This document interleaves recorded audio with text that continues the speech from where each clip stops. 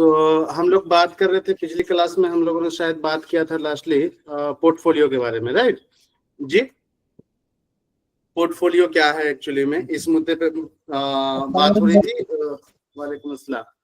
So perspective of portfolio discuss हो रहा था कि पोर्टफोलियो एक्चुअली क्यों, या पोर्टफोलियो की जरूरत क्यों है, नहीं, इस मुद्दे पे हम लोग बात कर रहे थे जी।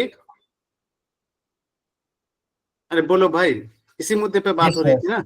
हाँ तो जी, सो पोर्टफोलियो हमने कहा कि पोर्टफोलियो असेसमेंट का या इवैल्यूएशन का एक वैकल्पिक तरीका है, एक अल्टरनेटिव तरीका है, जहां पे स्टूडेंट्स की टोटल एक्टिविटीज को, टोटल एकेडमिक ईयर्स या टोटल सेमेस्टर के दौरान या टोटल एकेडमिक ईयर्स के दौरान बच्चे ने जो कुछ भी परफॉर्म किया है, जो कुछ भी डिस्टिंग्विश या यूनिक परफॉर्मेंस है, हम उन सब का डॉक्यूमेंटेशन करते हैं। और साथ ही साथ जो पर्सपेक्टिव ऑफ असेसमेंट है, हम उसमें भी इस चीजों को कंसीडर करते हैं। तो एक्चुअली में पोर्टफोलियो ये बताता है कि over a period of time, समय के साथ बच्चे में किस तरीके की इम्प्रूवमेंट हुई है, एक बात तो ये। दूसरी बात ये है कि हम जब एक इंस्टीट्यूशन से दूसरे इंस्टीट्यूशन की तरफ जाते हैं तो पहले से हमारा आइडेंटिफाइड एरिया होता है, हमारी पोर्टफोलियो ऑडियंस को या किसी इंस्टीट्यूशंस को ये बताता है कि हम किस तरीके के लर्नर्स हैं एक्चुअली में, हमारे पास क्या टैलेंट या एबिलिटी है बेसिकली। तो ऐसी स्थिति में जो नेक्स्ट इंस्टीट्यूशंस है उसको बहुत ज्यादा मेहनत करने की जरूरत नहीं पड़ती है बेसिकली, नहीं, क्योंकि ऑलरेडी डॉक्यूमेंट किया हुआ है, ऑलरेडी डॉक्यूमेंटेशन है, जिसको आप देखेंगे और आपको आइडिया लग जाएगा कि एग्जैक्टली बच्चे की जो एबिलिटी है, सलाहियत है, वो किस तरीके की है एक्चुअली में। एम आई राइट और नॉट जी? एम आई राइट और नॉट? सो बेसिकली ऐसी स्थिति में जो नेक्स्ट इंस्टीट्यूशंस है उसको प्लानिंग करने में, उसको इंस्ट्रक्शन देने में परेशानी का सामना नहीं करना पड़ता, बहुत ज्यादा काम नहीं करना पड़ता। एक तो ये बात है। दूसरी तरह चीज ये है कि पोर्टफोलियो एक्चुअली में हमारी एक तरीके की इमेज भी है, एक छवि भी है। जो आप रिज्यूम बनाते हैं, करिकुलम विटा बनाते हैं, वो सब के सब आपके क्या है, एक तरीके का पोर्टफोलियो ही है, जिसमें आप अपनी अचीवमेंट को या अपनी एक्टिविटीज को डॉक्यूमेंटेशन करके रखते हैं। उससे फर्स्ट इंप्रेशन जो है वो बेसिकली पोर्टफोलियो या करिकुलम विटा या रिज्यूम जो है वो कैंडिडेट का फर्स्ट इंप्रेशन देता है बेसिकली। वैसे भी एजुकेशन के क्षेत्र में अगर आप अपनी बात नहीं करेंगे तो कोई दूसरा आपकी बात क्यों करेगा। लिहाजा पोर्टफोलियो सिर्फ असेसमेंट का तरीका नहीं है और सिर्फ बच्चे के लिए नहीं है, बल्कि हम टीचर्स, हम एक्सपर्ट भी अपनी पोर्टफोलियो बनाते हैं। हम अपने बारे में बात करते हैं, उसमें हम अपनी एक्सपर्टनीस, कैरेक्टरिस्टिक्स को दिखाते हैं बेसिकली। हम अपनी एबिलिटी और टैलेंट को दिखाते हैं एक्चुअली में। ये हमारा फर्स्ट इंप्रेशन देता है बेसिकली। इसी मकसद से पोर्टफोलियो का जो है कॉन्सेप्ट एजुकेशन के क्षेत्र में आया। और दूसरा जो हम जिस कॉन्टेक्स्ट में बात कर रहे हैं वो असेसमेंट के कॉन्टेक्स्ट में, कि हम बच्चों का पोर्टफोलियो बनाएं, बच्चों का डॉक्यूमेंटेशन करें, ताकि उसका प्रॉपर असेसमेंट किया जा सके, कॉम्प्रिहेंसिव असेसमेंट हो बेसिकली। जो कंटिन्यूअस कॉम्प्रिहेंसिव असेसमेंट की फिलॉसफी है, जो उसकी कॉन्सेप्ट है या अवधारणा है, उसको एक्चुअली में यकीनी बनाया जा सके। इसी वजह से हम पोर्टफोलियो का कॉन्सेप्ट लाते हैं basically. Is it right? Are you getting my points जी? हाँ भाई जी।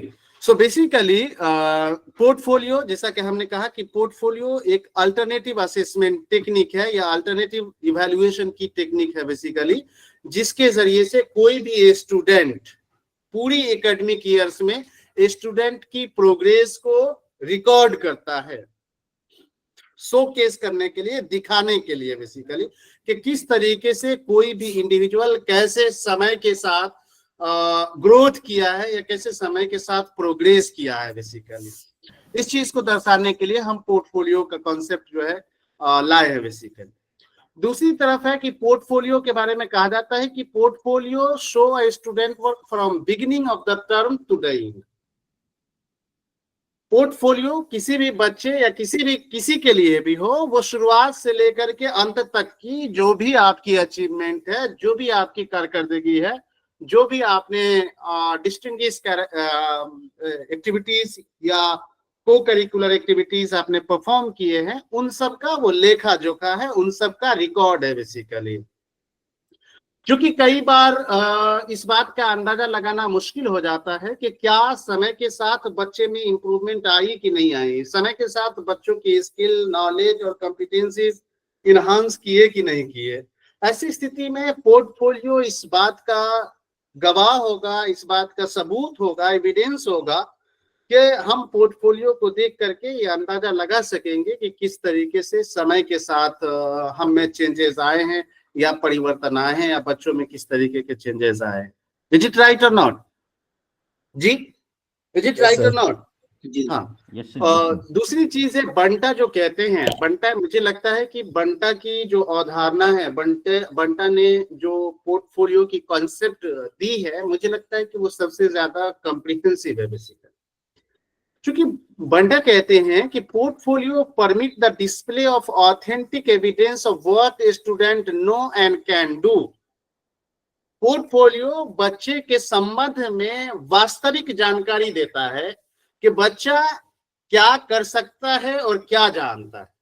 क्योंकि हम जिस असेसमेंट टेक्निक की बात करते हैं, जो हमारा ट्रेडिशनल तरीका है असेसमेंट का, कि साल में या सेमेस्टर में एग्जाम का शेड्यूल निकाला और 3 घंटे की एग्जाम लिया, उसमें कई बार बच्चे को हम ओरिजिनल तरीके से असेस नहीं कर पाते हैं, उसकी ऑथेंटिसिटी को असेस नहीं कर पाते।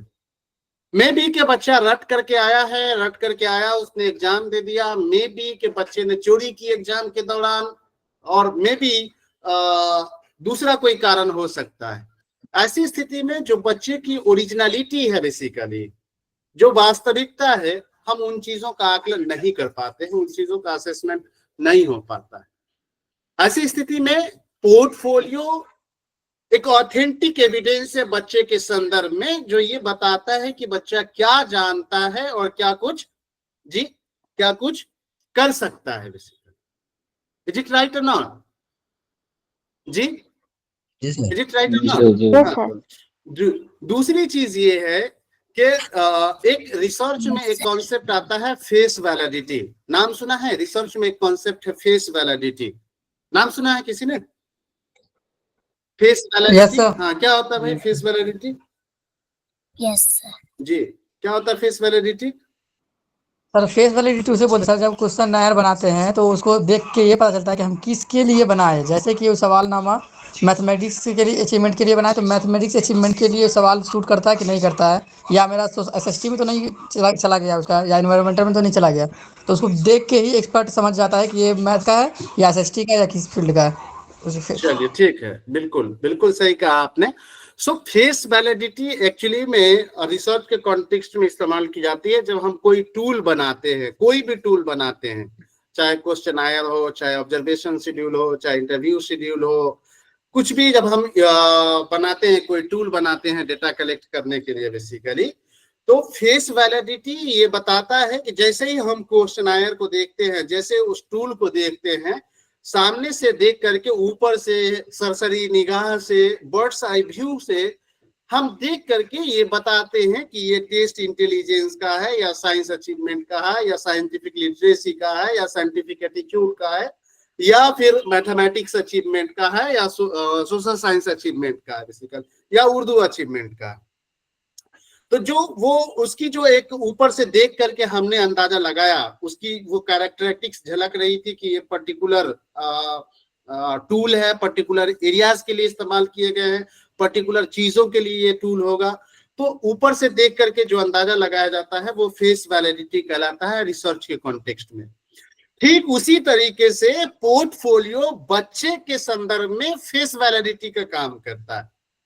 पोर्टफोलियो को सरसरी निगाह से, जब बर्ड्स आई व्यू से आप देखेंगे, तो पोर्टफोलियो ये बता देता है कि ये बच्चा किस तरफ का है, ये किस ओर जाएगा, या क्या जानता है, क्या टैलेंट है, क्या इसमें डिस्टिंग्विश एबिलिटी है एक्चुअली में। तो एक तरीके से पोर्टफोलियो बच्चे के संदर्भ में फेस वैलिडिटी का काम करता है, बताता है कि बच्चा किस लायक है या किस एरिया में जाएगा या किस क्षेत्र में जाएगा तो ज्यादा कामयाब हो जाएगा। इसका मतलब ये है कि पोर्टफोलियो एक इम्पोर्टेंट सोर्स है, एक महत्वपूर्ण सोर्सेज है, बेसिकली साधन है बच्चों के संदर्भ में जानकारी देने का। साथ ही साथ पोर्टफोलियो ये भी बताता है कि over a period of time what the student have learn and what the teacher has taught.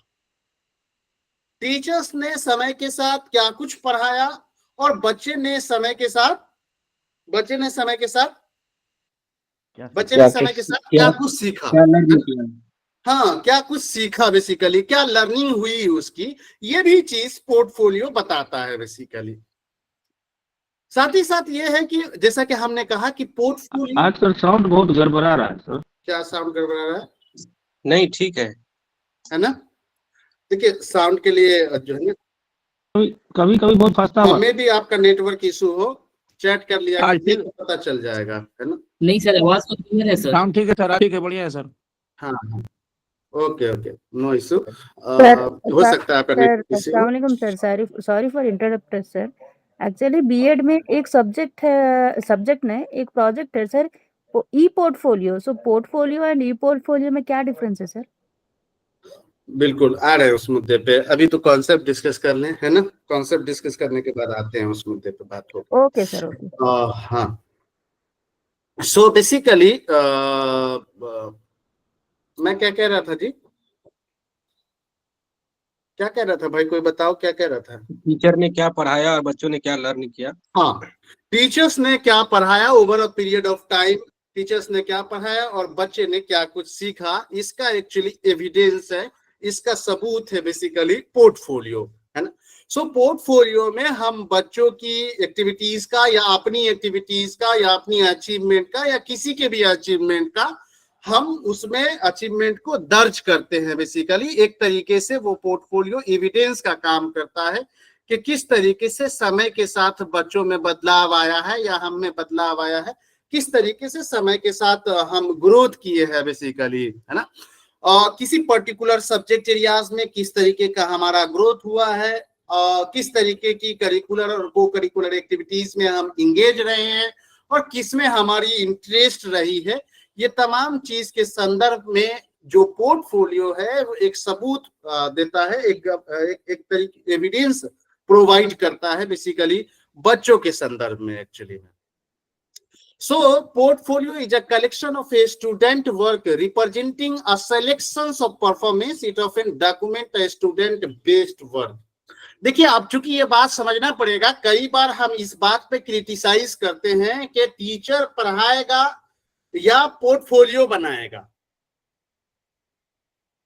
देखिए, बात को समझना होगा कि पोर्टफोलियो ये नहीं है कि पूरे 8 घंटा बच्चा स्कूल में है तो पूरे 8 घंटे बच्चे ने क्या किया उसको दर्ज नहीं करना है पोर्टफोलियो में।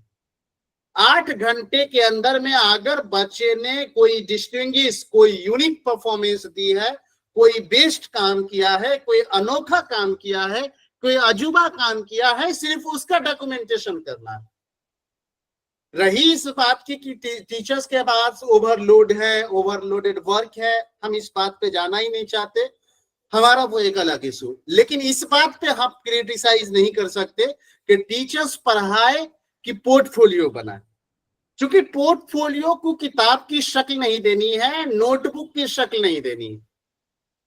पोर्टफोलियो सिर्फ और सिर्फ डिस्टिंग्विश जो चीजें हैं उन चीजों को जमा करता है, बेस्ट वर्क को जमा करता है बेसिकली, अच्छे काम को, यूनिक काम को नोट करता है basically.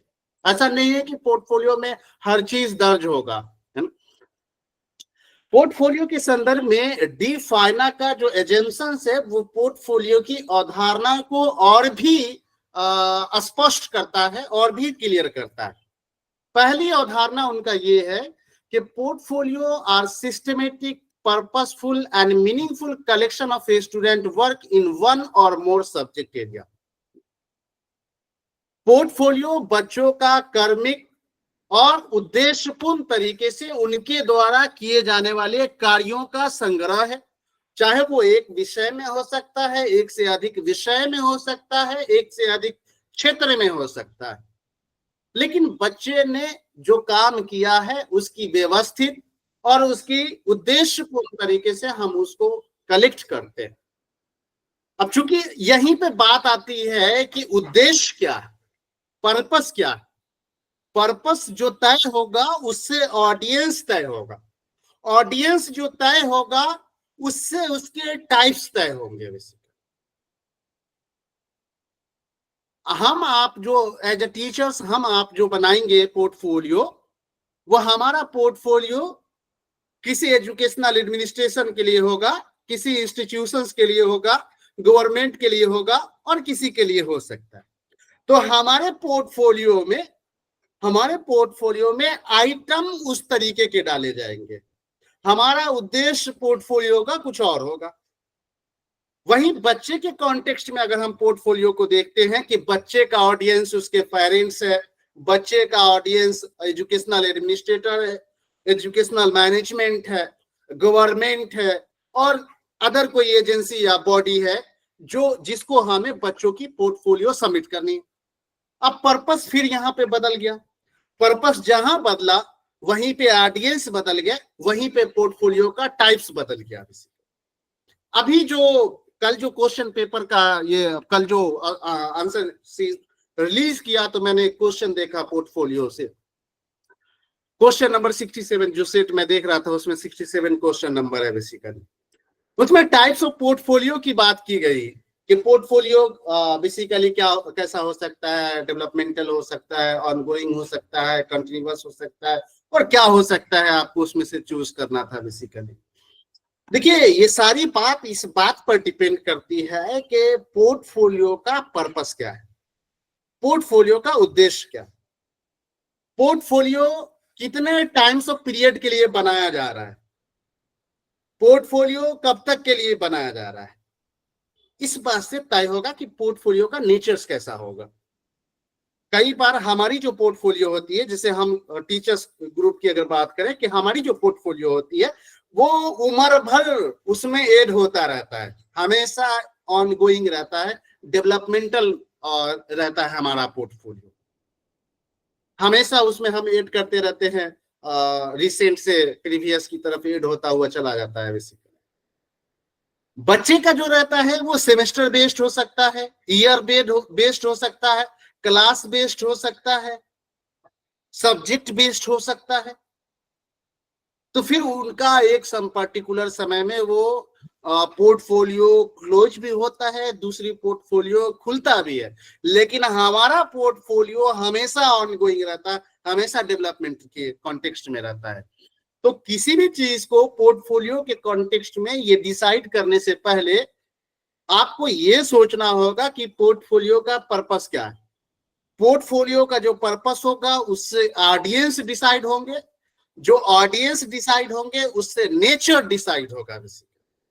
Are you agree with me और not? Are you agree with me और नॉट? Yes sir.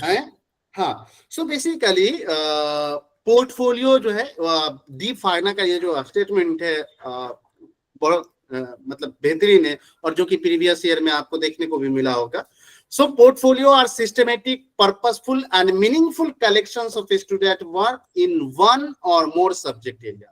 किसी एक विषय में, एक से अधिक विषय में, किसी एक क्षेत्र में, एक से अधिक क्षेत्रों में बच्चों के जरिए से किए जाने वाली कारकर्दगी का व्यवस्थित और उद्देश्यपूर्ण संग्रह बेसिकली पोर्टफोलियो कहलाता है। दूसरी बात, students of any age or grade level can learn not only to select pieces to be placed into their portfolio, but can also learn to establish criteria for their selection. एक मजे की बात ये है कि हम जब पोर्टफोलियो डॉक्यूमेंटेशन करते हैं, पोर्टफोलियो बनाते हैं, उसकी एक बड़ी कैरेक्टरिस्टिक्स ये भी है कि बच्चे सिर्फ ये नहीं जानते, ये नहीं सीखते हैं कि पोर्टफोलियो में हमारा चीज जो है वो हमारी वर्क जो है वो ऐड होगी, बेसिकली हमारा काम ऐड होगा, बल्कि काम का जो कैरेक्टरिस्टिक्स है, जो वेटेज है, जो नेचर ऑफ वर्क है, वो भी जान सकेंगे, क्राइटेरिया जान सकेंगे कि किस तरीके की चीजों को पोर्टफोलियो में दर्ज किया जा सकता है, किस तरीके की पोर्टफोलियो में किस तरीके की इंफॉर्मेशन एड हो सकती है बेसिकली। ये भी बच्चे समझ पाते हैं एक्चुअली में। तो पोर्टफोलियो न सिर्फ कलेक्शन सिखाता है बल्कि क्राइटेरिया भी सिखाता है कि आप कैसा काम करेंगे तो उसको पोर्टफोलियो में जगह मिलेगी।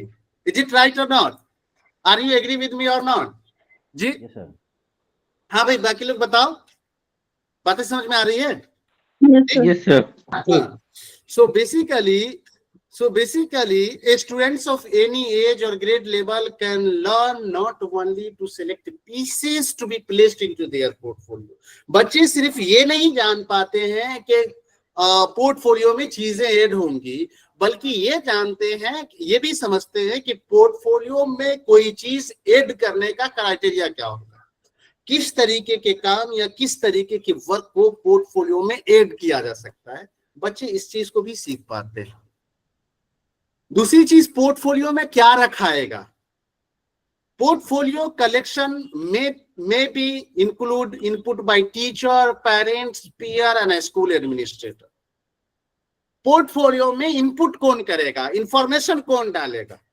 आप लिए हमेशा टीचर्स पे चले आते हैं। टीचर्स हर चीज का ठिकाना नहीं ले रखा है भाई। स्कूल एडमिनिस्ट्रेटर नोट करे, पोर्टफोलियो को बनाए, पोर्टफोलियो में इंफॉर्मेशन ऐड करे, माता पिता के साथ शेयर करिए। चूंकि बच्चे तो सिर्फ 8 घंटे हमारे साथ है ना भाई, और वो क्लासरूम का स्ट्रक्चर है जहां पे डरा डरा सा माहौल है, बच्चा कितना यूनिक परफॉर्म करेगा। 16 घंटा घरे है, घरे ना अच्छा परफॉर्म करेगा। तो मम्मी पापा को भी जिम्मेदारी दीजिए, मम्मी पापा को भी कहिए नोट करने के लिए। आजकल नया नौटंकी चला है, प्ले ग्रुप से आप बच्चे को भेजने लगते हैं स्कूल। अरे इतने जान छुड़ाना था तो बच्चे को पैदा काहे कर रहे हैं भाई। बच्चे को एक पर्टिकुलर समय से पहले बूढ़ा मत करिए। और इनपुट की जिम्मेदारी, इंफॉर्मेशन की जिम्मेदारी सिर्फ टीचर्स की नहीं होनी चाहिए, बल्कि हर किसी को उस पोर्टफोलियो को कंट्रीब्यूट करना चाहिए, जो भी उसके जिम्मेदारान हैं, चाहे वो टीचर हैं, पेरेंट्स हैं, पीयर्स हैं या स्कूल एडमिनिस्ट्रेटर। अब रही बात कि क्या पोर्टफोलियो सबके लिए एक्सेसिबल होना चाहिए? नहीं। फिर मैं उसी बात पे आ रहा हूं कि पोर्टफोलियो का उद्देश्य तय करेगा कि पोर्टफोलियो सभी के लिए एक्सेसिबल होगा या नहीं होगा। अगर कोई पोर्टफोलियो का नेचर, पोर्टफोलियो का उद्देश्य ये है कि वो सिर्फ और सिर्फ गवर्नमेंट को सबमिट किया जाएगा, तो स्कूल एडमिनिस्ट्रेटर, टीचर्स और गवर्नमेंट उसके भागीदारी रहेंगे। अगर पोर्टफोलियो स्टूडेंट के पेरेंट्स के साथ शेयर किया जाएगा तो उसके जिम्मेदार वो रहेंगे। तो एक्चुअली में नेचर्स पे डिपेंड कर रहा है कि नेचर्स क्या है पोर्टफोलियो। जैसा नेचर्स रहेगा उस हिसाब का आप बच्चों को इनपुट दीजिए, उस हिसाब का इंक्लूड करिए पोर्टफोलियो के अंदर। सो पोर्टफोलियो तैयार करना सिर्फ टीचर्स की जिम्मेदारी नहीं है। दूसरी चीज, in all cases portfolio should reflect the actual day-to-day learning activities of a student. Portfolio should be ongoing so that they show the student effort, progress and achievement over a period of time. जैसा कि मैं शुरू से आपसे कहता आ रहा हूं कि पोर्टफोलियो में हमारी रोज की एक्टिविटीज, रोज की गतिविधि, रोज की परफॉर्मेंस, रोज की यूनिक और अच्छे काम जो है वो नोट किए जाने चाहिए बेसिकली, ताकि पोर्टफोलियो ऑनगोइंग हो, हमेशा पोर्टफोलियो में डाला जा सके। हाँ, लेकिन ये तय हो कि कोई स्पेसिफिक पीरियड ऑफ टाइम तय किए जाए कि ये पोर्टफोलियो कितने अरसे के लिए बनाया जा रहा है बेसिकली, ताकि आपको, पेरेंट्स को, स्कूल मैनेजमेंट कमेटी को, डिस्ट्रिक्ट एजुकेशन ऑफिसर्स को या जिसको भी आपको बच्चे की परफॉर्मेंस को दिखाना हो, प्रोग्रेस को दिखाना हो, आपको खुद की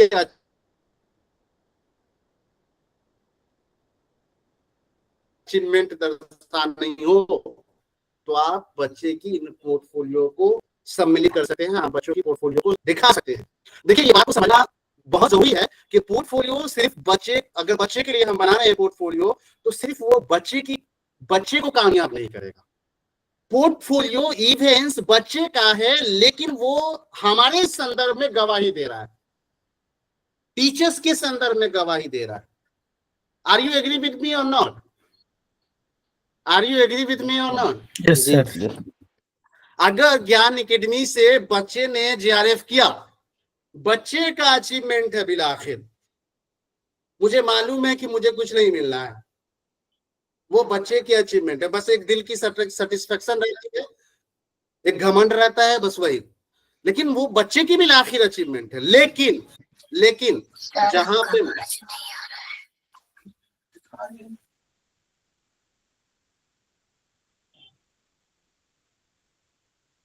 बताओ भाई, आवाज जा रही है?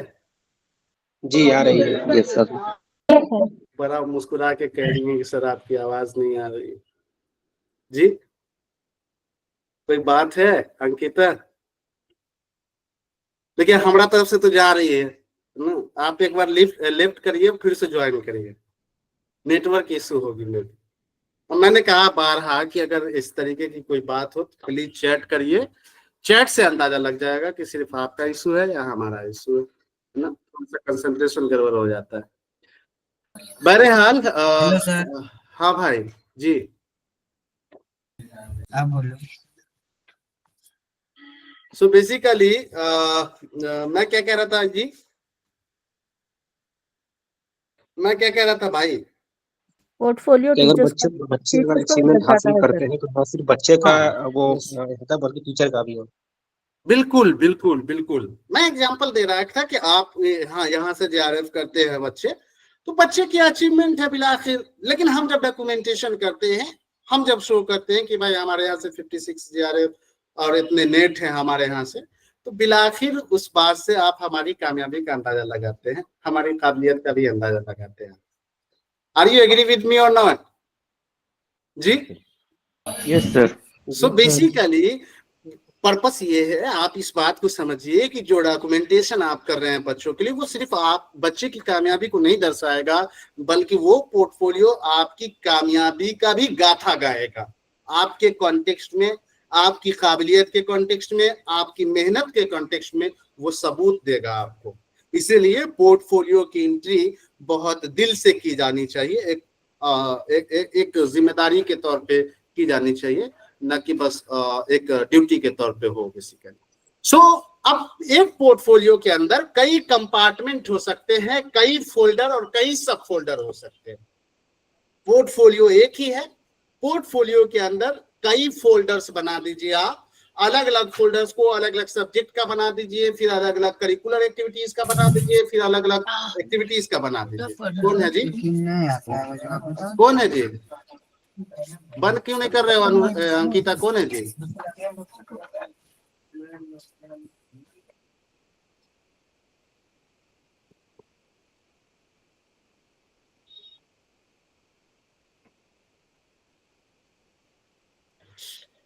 क्या कर रहे थे भाई? ये देखो बंद करके रखा करो यार, इसमें उलझन हो जाती है। क्या कर रहे थे?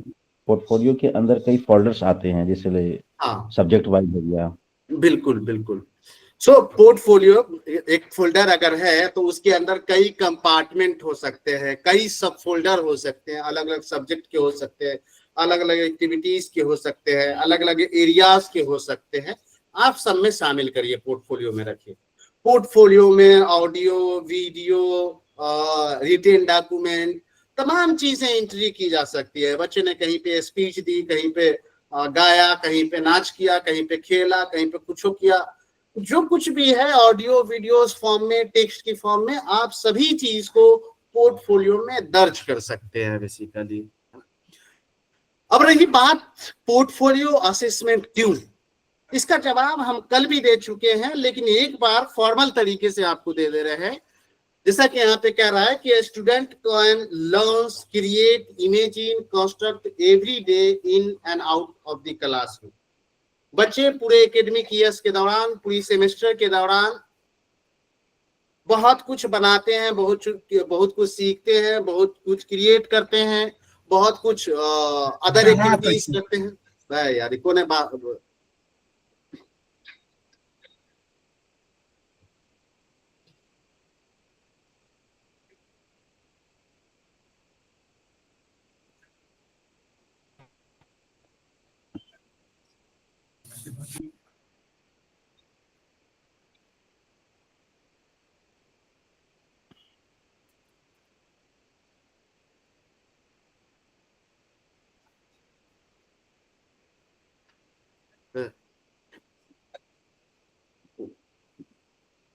हाँ अभी तो मैं कह रहा हूँ कि क्या कहते हैं पोर्टफोलियो असेसमेंट क्यों। सो मैं ये कह रहा था कि स्टूडेंट हर दिन कुछ ना कुछ सीखता है, हर दिन कुछ ना कुछ क्रिएट करता है, हर दिन कुछ ना कुछ इमेजिन करता है। फॉर एग्जाम्पल वॉल पेंटिंग करता है, फॉर एग्जाम्पल साइकिल रिपेयरिंग करता है, फॉर एग्जाम्पल कहानी लिखता है, फॉर एग्जाम्पल ड्रामा करता है, फॉर एग्जाम्पल रीडिंग वर्क करता है, फॉर एग्जाम्पल कोई मैथमेटिकल क्यूज को सॉल्व करता है या उसमें शामिल होता है बेसिकली, और नंबर्स ऑफ बुक पढ़ता है, नंबर्स ऑफ रिफ्लेक्शन देते हैं अलग अलग चीजों पे। अब इन तमाम एक्टिविटीज जो हैं, इन तमाम एक्टिविटीज को ना तो रिकॉर्ड किया जाता है ना तो कॉम्प्लीमेंट दिया जाता है, और ये तमाम एक्टिविटीज को करिकुलर एक्टिविटीज है कि नहीं? ये तमाम एक्टिविटीज को करिकुलर एक्टिविटीज है ना भाई जी? Yes sir, yes sir. अब इन तमाम अब आप कह रहे हैं कि एजुकेशन का पर्पस ऑलराउंड डेवलपमेंट है, मतलब करिकुलर और को करिकुलर दोनों है। तो आपने करिकुलर को देखा, और ये जो टोटल को करिकुलर एक्टिविटीज हैं इसका क्या? क्योंकि हमारे समाज में हर किसी की जरूरत है, कहानी लिखने वाले की भी, नाचने वाले की भी, गाने वाले की भी, एक्टिंग करने वाले की भी, बाइसिकल बनाने वाले की भी, बॉल पेंटिंग करने वाले की भी, हर किसी की हमारे समाज में जरूरत है। किसी एक के बिना हम अधूरे हैं। समाज एक कोहेशन है, एक जाल है, सामाजिक जाल है। इसलिए तो सोशल स्ट्रक्चरलिज्म का कॉन्सेप्ट आता है और स्ट्रक्चरलिज्म फंक्शनलिज्म का कॉन्सेप्ट आता है कि समाज में जितने लोग हैं सबके अलग अलग काम है, उसमें से समाज का कोई भी एक यूनिट अगर अपना परफॉर्मेंस करना बंद कर देगा, अपना काम करना बंद कर देगा, उसी दिन सोसाइटी अनबैलेंस हो जाएगी। इसलिए स्ट्रक्चरल फंक्शनलिज्म का कॉन्सेप्ट सोशियोलॉजी ऑफ एजुकेशन में हम लोग चर्चा करते हैं बेसिकली। तो ये जो तमाम को करिकुलर एक्टिविटीज हैं वो सब के सब नजरअंदाज हो जाते हैं, जिसको शिक्षा में शामिल किया जाना और ध्यान दिया जाना बहुत जरूरी है। लिहाजा इसी मकसद से, इसी गर्ज से हमें पोर्टफोलियो बनाने की जरूरत है और पोर्टफोलियो के माध्यम से असेसमेंट करने की जरूरत है। इज इट राइट और नॉट जी? इज इट राइट और नॉट? Yes sir. अब दूसरी चीज है कि पोर्टफोलियो में क्या रखा जाए। पोर्टफोलियो में क्या रखा जाए बेसिकली? देखिए, पोर्टफोलियो में आप बच्चों की हैंडराइटिंग का सैंपल रख सकते हैं। बिगिनिंग में कैसा था, मिडिल में कैसा था, अभी एंड ऑफ द टर्म कैसा है उसका हैंडराइटिंग, ये रख सकते हैं। उसी तरीके से स्पेलिंग वगैरह, needle work, book reviews, painting, direction, audio tape, singing का टेप, ऑडियो चाहे वीडियो, स्पीच की फोटोज, वीडियोज टेप, जितने भी तरीके की एक्टिविटीज करता है उसका वीडियो, चाहे वो डांस का हो, गाना का हो, खेलने का हो, कूदने का हो, जिस चीज का हो वो रख सकते हैं आप। असाइनमेंट प्रोजेक्ट कोई नुमाया तरीके से उसने किया, जो प्रोजेक्ट आपने दिया या जो असाइनमेंट दिया आपने या जो होमवर्क दिया आपने, उसमें उसने एक दिन बहुत नुमाया तरीके से परफॉर्मेंस किया, बहुत नुमाया काम करके लाया। आप उन तमाम चीजों को पोर्टफोलियो में जगह दे सकते हैं। आप मुझसे ये पूछिए कि पोर्टफोलियो में क्या चीज दर्ज नहीं हो सकता।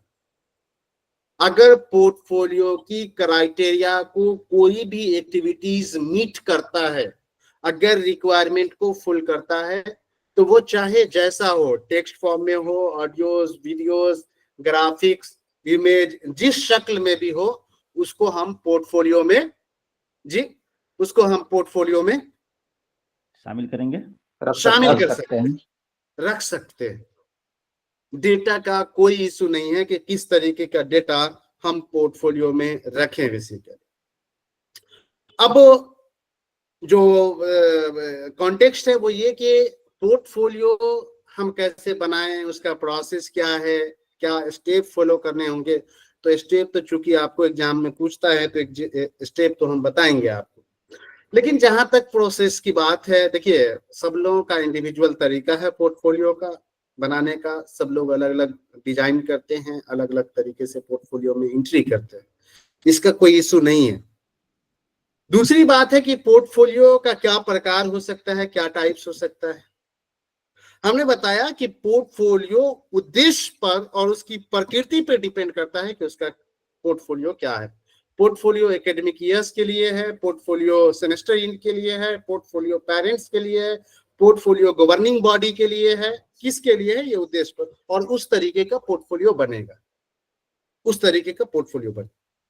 अब पोर्टफोलियो बनाने के लिए आपको सोचना नहीं पड़ता है, आपके पास बहुत सारे, एक बार गूगल करेंगे ई पोर्टफोलियो, है ना, या डिजिटल पोर्टफोलियो प्लेटफॉर्म, आप एक गूगल करके देखिए, आपके सामने बहुत सारे पोर्टफोलियोज का वो वेब मिल जाएगा आपको। आप वेब को डेटा दीजिए, वेब आपका पोर्टफोलियो बना करके रखेगा, आप रिकॉर्ड मेंटेन करके वेब पे रख सकते हैं।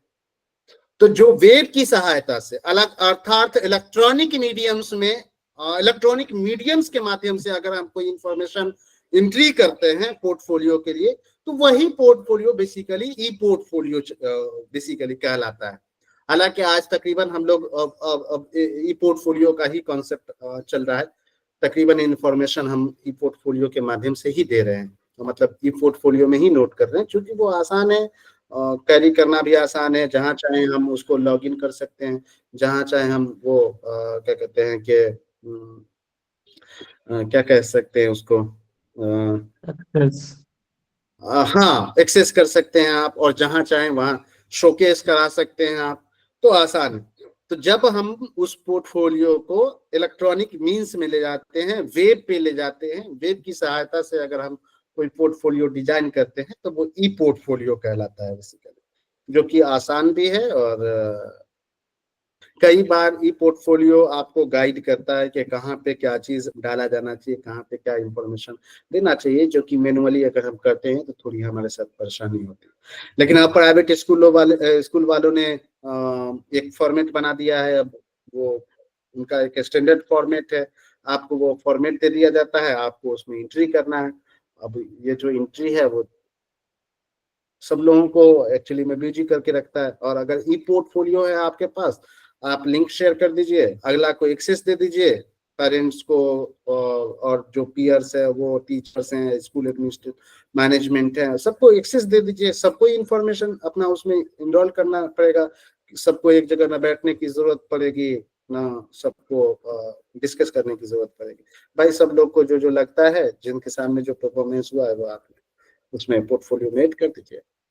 तो ये एक ई पोर्टफोलियो का कॉन्सेप्ट है बेसिकली। उसी तरीके से एक डेवलपमेंटल पोर्टफोलियो है। डेवलपमेंटल पोर्टफोलियो में क्या है, वही जो अब तक हम लोग चर्चा कर रहे हैं कि समय के साथ, over a period of time किस तरीके का ग्रोथ हो रहा है आपके साथ, उसका जो हम डॉक्यूमेंटेशन करते हैं, वो बेसिकली हमारा क्या कहते हैं, डेवलपमेंटल पोर्टफोलियो है।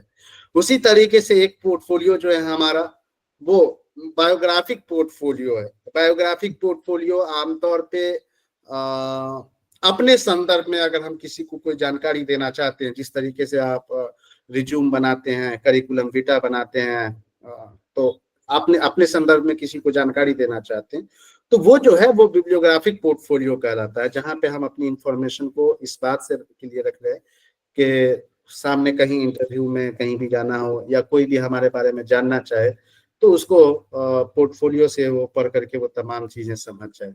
Are you agree with me और नॉट जी? Are you agree with me और नॉट? सो बेसिकली इस तरीके के भी पोर्टफोलियो हो सकते हैं। सो आई होप कि तहसीन का जो क्वेश्चन था, मैं उसका आंसर दे पाया हूँ। तहसीन? हाँ सर, हाँ सर, हाँ sir, thank you very much sir. Okay, it's okay.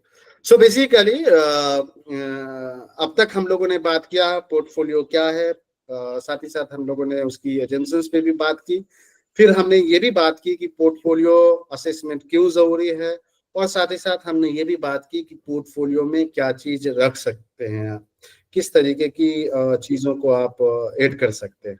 जी मतीब, बताइए मतीब। हाँ जी सर, ये पूछना चाह रहे थे कि पोर्टफोलियो क्या गवर्नमेंट के किसी कमीशन या किसी इस तरह से है क्या कि इस तरह से स्कूलों में पोर्टफोलियो बनना चाहिए बच्चों के लिए? देखिए ऐसा नहीं है, लेकिन एक जो है 2004-5 में आइडिया एक्ट आया था, इंडिविजुअल आइडिया एक्ट आया था, individual with disability education act, जिसके तहत इंडिविजुअल आईईपीए, इंडिविजुअल एजुकेशनल प्लानिंग, है ना, ये 2004 के आसपास आइडिया एक्ट से ही निकल करके आया था। तो आइडिया एक्ट जब 2004 में हुआ, इंक्लूसिव एजुकेशन में हम आइडिया एक्ट को डिस्कस करते हैं, तो उसमें ये बात कही गई कि जो बच्चे हैं उनकी जो पहलू है, हम उस तमाम पहलुओं का असेसमेंट नहीं कर पाते हैं, जबकि हम पर्पस ऑफ एजुकेशन कुछ और तय करते हैं, जबकि पर्पस ऑफ असेसमेंट हमारा कुछ और हो पाता है। अर्थात purpose of education purpose of assessment के कॉन्ट्रेरी नहीं है। तो इसके लिए क्या अल्टरनेटिव वे निकाला जाए बेसिकली, तो उस अल्टरनेटिव वे के तौर पर लोगों ने ये कहा कि अगर पोर्टफोलियो का डॉक्यूमेंटेशन किया जाए, अगर वो पोर्टफोलियो बनाया जाए, तो उससे ये पूरी तरीके से हम असेस कर सकते हैं कॉम्प्रिहेंसिव तरीके से। जो सिर्फ कंटेंट का मैटर्स हमारा एग्जामिनेशन में नहीं होगा, बल्कि हम जब असेस करेंगे तो उस पोर्टफोलियो में जो उसकी तमाम तरह को करिकुलर एक्टिविटीज हैं वो ऑलरेडी दर्ज रहेंगी। अब हम को करिकुलर और करिकुलर दोनों एक्टिविटीज को सामने रख करके बच्चों का असेसमेंट करेंगे, तो ऐसे में एजुकेशन का जो पर्पस है वो असेसमेंट के पर्पस के कॉन्ट्रेरी हो पाएगा। तो उस समय में ये बात चली कि तमाम जगहों पे पोर्टफोलियो असेसमेंट बनाया जाए, पोर्टफोलियो के जरिए से असेसमेंट किया जाए और तमाम जगहों पे पोर्टफोलियो का कॉन्सेप्ट लागू किया जाए। यस सर, आईपी के थ्रू। हाँ जी जी, इंडिविजुअलाइज्ड एजुकेशनल प्लानिंग है। हाँ 2016 में आया था, हाँ। आरपीडब्ल्यूडी के एक्ट। ये तो आरपीडब्ल्यूडी है, राइट ऑफ पर्सन। ये उसके अकॉर्डिंग किया गया था कि जो डिसेबल पर्सन है, बच्चे हैं, सबका जो आईपी बनेगा। हाँ, तो बेसिकली यहाँ पे डिसेबल की बात हुई और वो आइडिया एक्ट एक्चुअली इसका कॉन्टेक्स्ट है 2004, है ना। सो क्या एक बात कह रहा था मैं,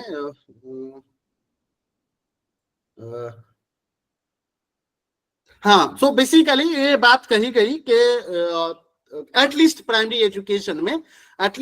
एजुकेशन में पोर्टफोलियो जो है वो लागू किया जाए तमाम जगहों पे। लेकिन चूंकि हमारे यहाँ के पीपल टीचर रेशियो ऐसी है और कई जगह पे, जैसे तमिलनाडु के स्कूलों में आप जाएंगे तो वहाँ अक्सर जगह आपको पोर्टफोलियो असेसमेंट का कॉन्सेप्ट मिलेगा, अक्सर स्कूलों में मिलेगा आपको। इसमें केरल में आप जाएंगे वहां मिलेगा आपको। क्योंकि हमारे यहाँ के पीपल टीचर रेशियो इतना है कि और टीचर्स की दूसरी जिम्मेदारी इतनी है कि टीचर्स कैसे नोट करें, और फिर हम बिलाखिर टीचर्स की जिम्मेदारी समझ ले रहे हैं पोर्टफोलियो में एंट्री करना। तो ये थोड़ा सा अनफॉर्चुनेट हो जा रहा है। ये अनफॉर्चुनेट उसी तरीके का अनफॉर्चुनेट हुआ जब सीसीई को लागू किया गया, कंटिन्यूअस कॉम्प्रिहेंसिव एजुकेशन असेसमेंट को लागू किया गया, तो उसके साथ जो अनफॉर्चुनेट हुआ वही अनफॉर्चुनेट पोर्टफोलियो के साथ में हुआ। जब सीसीई लागू किया गया तो लोगों को ये लगा कि पानी में जो चलने वाला जानवर है अब उसको जमीन में चलना पड़ेगा, जमीन पर चलना पड़ेगा, और जमीन पर जो चलने वाले जानवर हैं अब उनको पानी में चलना पड़ेगा। लिहाजा डर करके लोगों ने इस कॉन्सेप्ट को अपनाने से ही इनकार कर दिया। ठीक उसी तरीके से पोर्टफोलियो के अंदर हुआ, लेकिन पोर्टफोलियो दरअसल हमारा आपका सबका समय बचाने के लिए आया है और हम सबकी गवाही देने के लिए आया है। इसलिए पोर्टफोलियो के कॉन्सेप्ट को लागू किया जाना चाहिए। हम सब का समय उसके थ्रू बच सकता है बेसिकली। और फिर आखिर आप अपना पोर्टफोलियो तो बनाते ही है ना, समय के साथ आप अपना पोर्टफोलियो बनाते ही हैं। हम लोग जिस प्रोफेशन में हम लोग सब अपना पोर्टफोलियो बनाते ही, तो मुझे लगता है कि पोर्टफोलियो को एक इनोवेटिव टेक्निक के तौर पे लिया जाना चाहिए। हाँ, ये अलग बात है कि टीचर्स को ऐसे ही ऑलरेडी जिम्मेदारी है, अब वो टीचर्स उसको भी करे तो उतना कहाँ से कर पाएगा, ये हकीकत बात है। तो भाई आप जो कंप्यूटर टीचर्स हैं उसके बहाली किया है आपने, उसको जिम्मेदारी दीजिए, या और बहाली करिए, डेटा एंट्री ऑपरेटर की बहाली करिए और उसके थ्रू करवाइए। पेरेंट्स को अभी आया ना एक कॉन्सेप्ट है ना, parent professional partnership. Parent professional partnership में क्या क्या आ गया कि अब जो है आपके बच्चे की जिम्मेदारी और आपके बच्चे की एजुकेशन की जिम्मेदारी सिर्फ टीचर्स की नहीं है। आपका बच्चा है, आप भी जिम्मेदारी लीजिए। टीचर उतने जिम्मेदार हैं जितना आप जिम्मेदार हैं। लिहाजा आप अपने बच्चों का परफॉर्मेंस और अचीवमेंट आप खुद भी तय करिए। तो पेरेंट प्रोफेशनल पार्टनरशिप में ये कॉन्सेप्ट लागू की गई। उसी तरीके से पोर्टफोलियो असेसमेंट के कॉन्टेक्स्ट में भी लागू की जानी चाहिए। किसी पर्टिकुलर को इसका जिम्मेदार ठहराना या फिर बिलाखिर टीचर्स को इसका जिम्मेदार ठहराना ठीक नहीं है। बहरहाल ये तो बात हुई पोर्टफोलियो कॉन्सेप्ट, उसकी पर्पस और उसकी अजम्पशंस और नेसेसिटीज पे हमने बात की। अब थोड़ी सी बात करते हैं जो स्टेप आपको पूछा जा रहा है एग्जाम में, उस पे बात करते हैं कि पोर्टफोलियो का जी बताइए। पोर्टफोलियो, हाँ, पोर्टफोलियो के लिए क्या कोई एक लेवल भी फिक्स किया है क्या कि सीनियर सेकेंडरी तक होगा या सेकेंडरी तक होगा, या जैसे हम लोग सपोज असिस्टेंट प्रोफेसर हो गए तो बीएड एमएड वाले को पढ़ा रहे हैं, या तो कोई मतलब कि एमटेक वाले को पढ़ा रहे थे, क्या सबके लिए जरूरी है? Yes, portfolio for everyone. देखिए यही चीज समझना पड़ेगा कि हालांकि वहां पे जो आईईपी के तहत बात हुई वो दरअसल ये था कि भाई प्राइमरी एजुकेशन में लागू किए जाए, लेकिन पोर्टफोलियो की जरूरत हर किसी को है।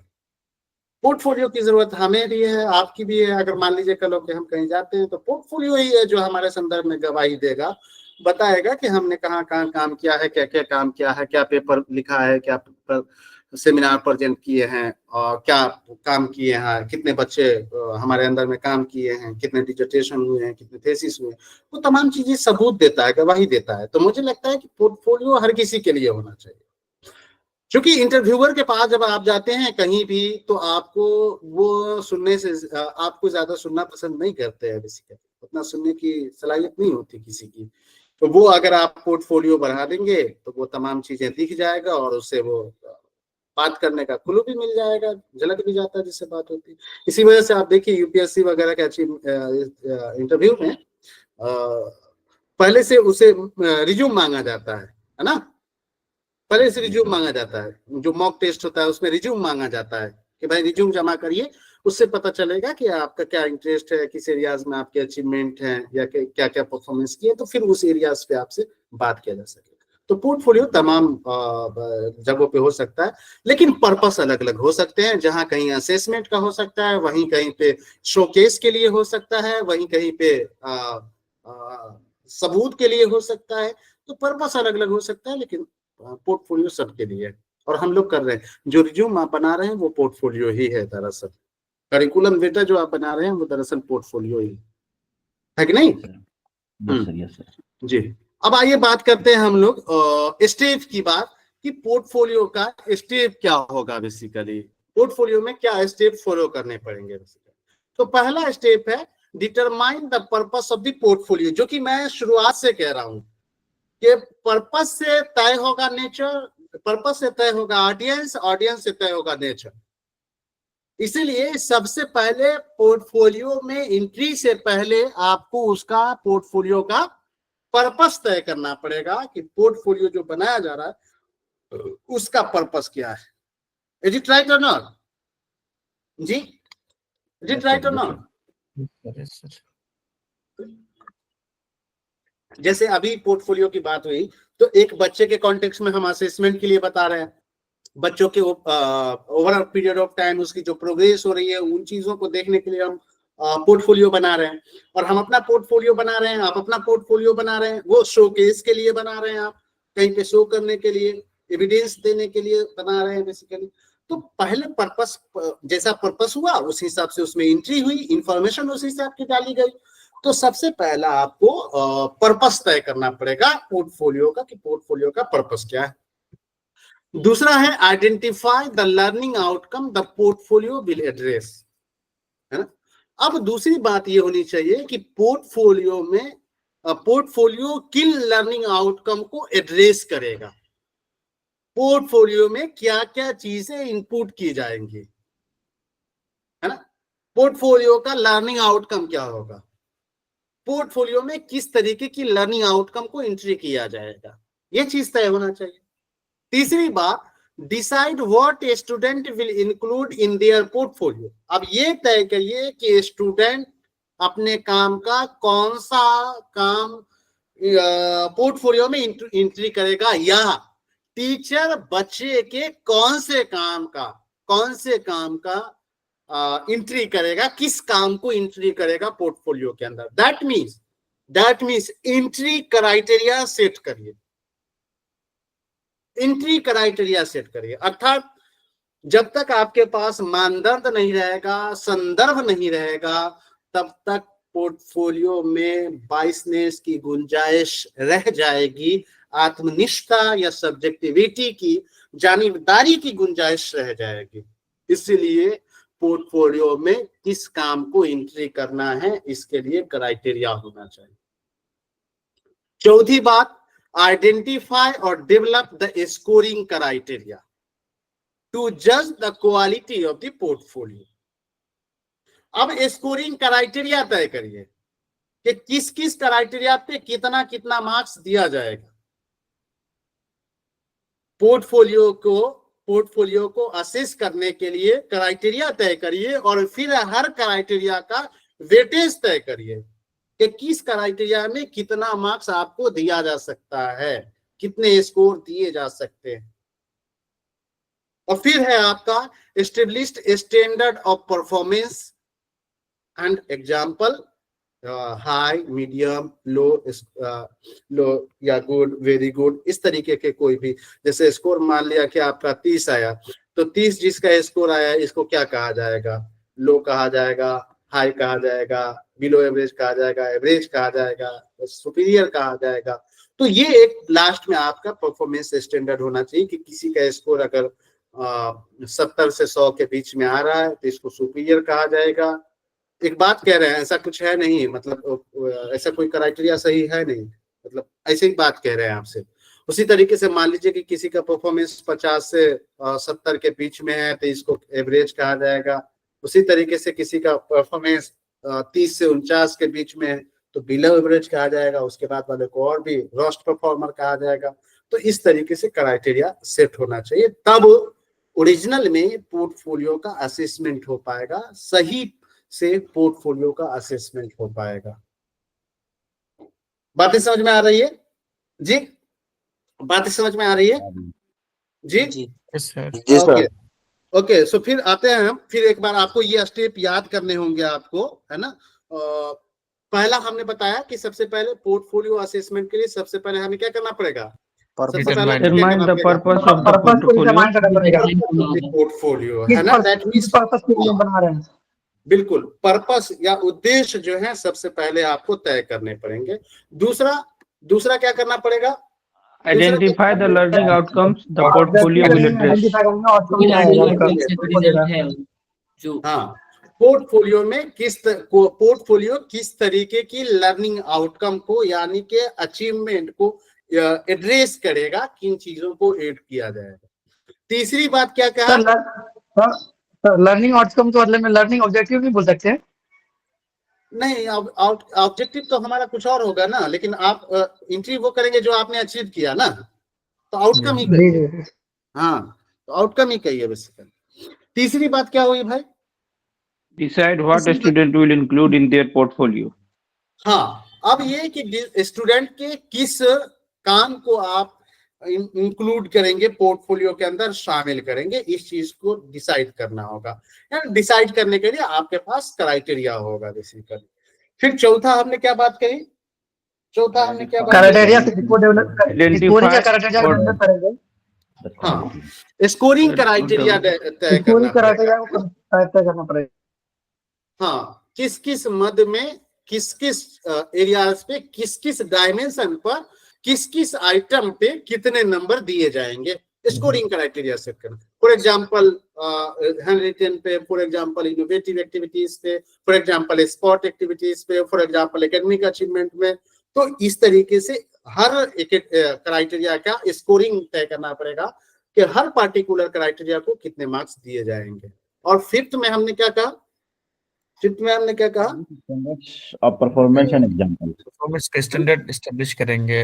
हाँ, परफॉर्मेंस स्टैंडर्ड तय करेंगे, है ना, कि हाई है, लो है, मीडियम है, एवरेज है, बिलो एवरेज है, और वो इस स्कोर्स के हिसाब से तय होगा। आप निकाल लीजिए एक परफॉर्मेंस का करके, कि आप एक क्राइटेरिया सेट कर लीजिए कि कोई का 70 से 100 रहेगा तो ये कहेंगे, 60 से 70 रहेगा तो ये, 50 से 40 रहेगा तो ये। तो इस तरीके से आपका एक स्टैंडर्ड परफॉर्मेंस सेव करना चाहिए। यहाँ पर जाकर के आपका पोर्टफोलियो का मैटर इशू खत्म हो रहा है बेसिकली। अब आपका पोर्टफोलियो के संदर्भ में कोई प्रश्न है, कोई क्वेश्चन है तो पूछिए जी। पोर्टफोलियो के संदर्भ में कोई क्वेश्चन है तो पूछिए। कुछ ऐसी बात रह गई जो मैं एड्रेस नहीं कर सका, या कुछ ऐसी बात है जो मैं आपके पास है मैं नहीं उसको बोल सका, सो भी बताइए, या कोई डाउट है सो भी पूछिए।